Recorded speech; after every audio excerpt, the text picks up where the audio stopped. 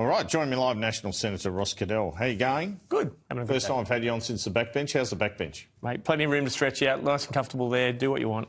It's pretty good. And you're saying second time you left the front bench in six weeks? Second time. I think I was dumped in 6 weeks. You left it twice in 6 weeks, so that's some sort of record. I think it'd be a trivia question one day. Yeah, it was punted and then punted. You should be so lucky to be a trivia question, perhaps. Is the National Party's very existence under threat? I think at the moment polling really puts pressure on it. You can't say anything other than that. It's we've suffered because of what's happened over the last 18 months. We need to get trust back in what we're doing. What does that mean, trust back? Mate, we did nothing for 9 months. Under Sussan, there was 9 months of nothing. It was like weekend at Bernie's there for a while. We didn't have ERCs. We weren't getting policies. We weren't doing anything out. You're saying Susan Lee was just occupying the crease? I think Susan was let down by our office a lot. There was all these processes put in place about we're going to do this, going to do this. Nothing happened. You go to Shadow Cabinet, you say, got this idea, and they say, has it been through ERC? ERC wasn't even set up. It was destined to fail. So didn't David Littleproud contribute to this? I think we did it for the right reasons. The reasons that the break happened was we needed ideas. We knew the pressure in that.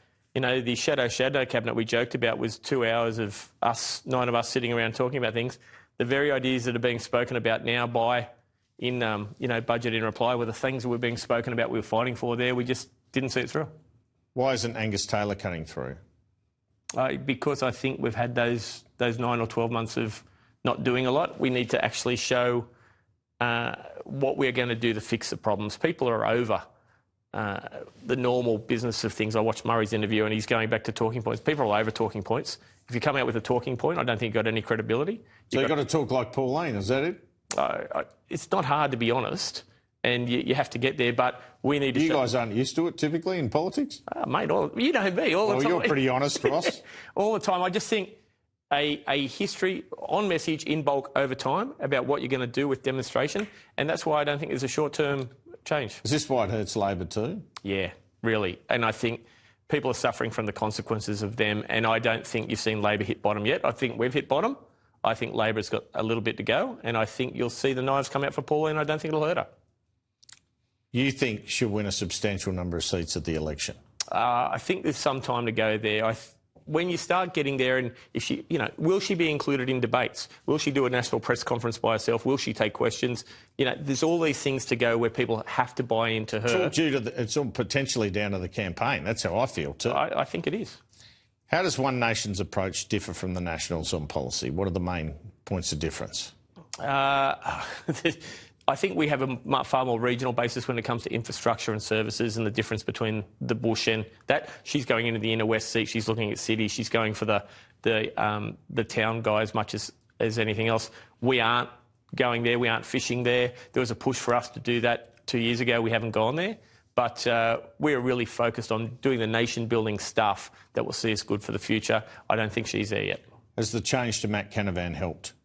I think public perception, yeah. I think there's no question that has absolutely gone some way towards it. But, we need to get the policy out again, because it's no good. The window dressing anyone can do. If you haven't got the substance behind it, Australia will suffer, and that's a problem. What, in your view, is driving the extra vote to One Nation? They're sick and tired of us talking rubbish.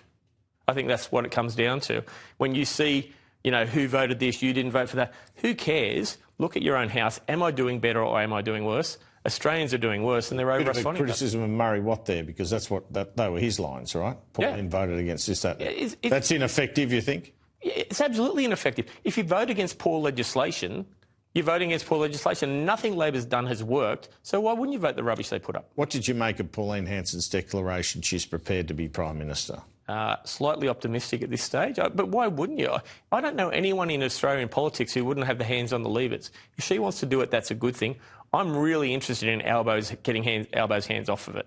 And if that's Pauline, I'd prefer it clearly to be Angus and Matt. But if it's getting Labor's left's hands off it, I'll back it. So you'd rather Pauline Hanson than Anthony Albanese as Prime Minister? Anyone but Albo. What's that about? They are leading this student politics path of being, so woke and trying to look so pure. They don't give a damn about the outcomes. They're all about the process. anything you go, we're going to put $10 billion in half. It hasn't built a house yet still with $10 billion. That's not about the process, is it? That's about spin, I guess. It's about rubbish ideas. How much has Barnaby Joyce helped Pauline Hanson in your view? You know him pretty well. He gave her credibility. The no stunts rule, he's going to try and get that next step. The win in Farah helped. He's given her that credibility. I know this, we all know behind the scenes there's still some tensions there on things that get there. And I think the price comes down when the golden ring's there, when the chance if they get more seats, if they get there, who chicks the PM, who does the numbers. This has never gone well when there's a lot of people in a room with Pauline and James, and I'll see how it goes if they win a lot of seats next time. What did you make of Pauline Hanson signalling she wanted changes on industrial relations? Do the Liberals and Nationals need to move into this space? I think we always have. We thought they went too far in the first place, some of those changes. They were really, looking after the big end of town, things that are unionised, things that big union super can buy. They didn't look after small business. We need to redefine that.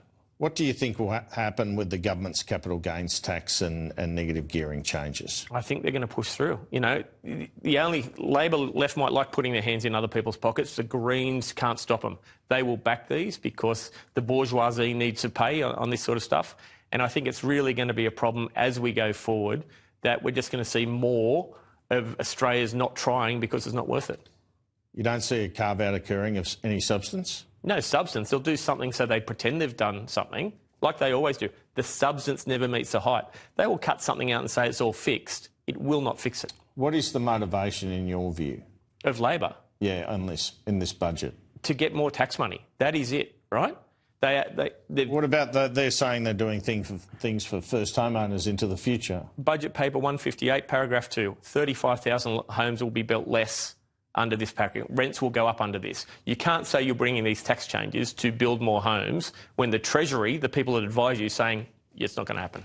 So if you just grind away on the budget and grind away against Pauline, I'd like to know how you would do that. I would. You're a former state director of the Nationals.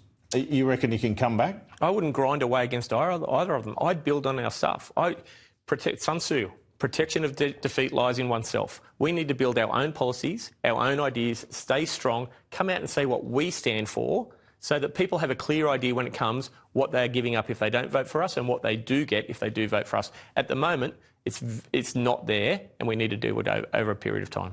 Just briefly, what key areas can be a point of difference for you to One Nation and Labor?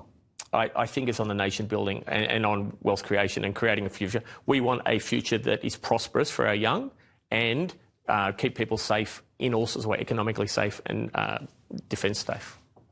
Ross Cadell, National Senator, thanks so much for your time.